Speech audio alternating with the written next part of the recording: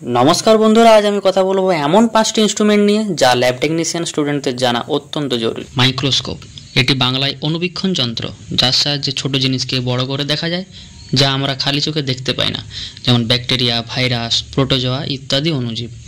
অবশ্য মাইক্রোস্কোপ অনেক রকমের হয়, যেমন simple, compound, dark field, fluorescence, TEM, SEM. যন্ত্রটির পার্টসগুলো তোমরা অবশ্যই ছবিতে দেখতে পাচ্ছ।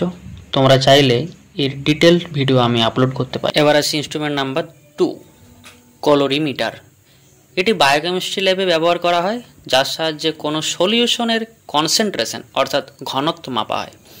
এটি ভিয়ার লাম্বার্ট নীতির উপর কাজ করে।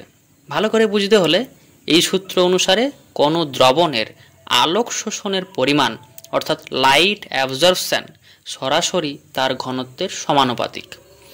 এটি রক্তে হিমোগ্লোবিনের পরিমাণ নির্ণয়, জল ও দ্রবণের পরিমাণ নির্ণয় এবং ফুড ও ড্রাগ ইন্ডাস্ট্রিতে রং বিশ্লেষণে ব্যবহার করা হয়। এইবার আসি ইনস্ট্রুমেন্ট নাম্বার 3, অটোক্লেভ।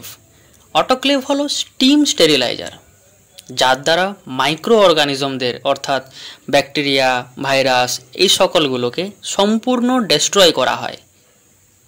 এটি হাই প্রেসার এবং টেম্পারেচারে কাজ করে।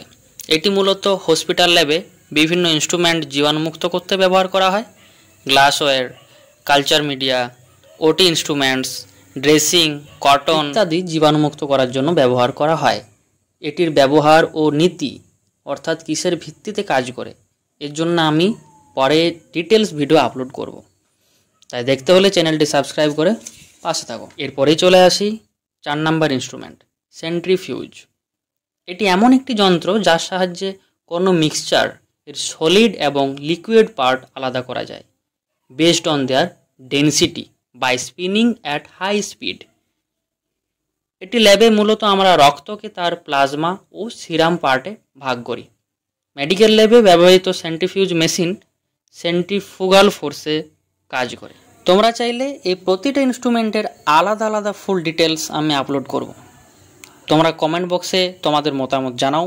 ভিডিওটি ভালো লেগে থাকলে অবশ্যই বন্ধুদের সাথে শেয়ার করো, লাইক করো এবং সাবস্ক্রাইব করে পাশে থাকো নতুন ভিডিও পেতে।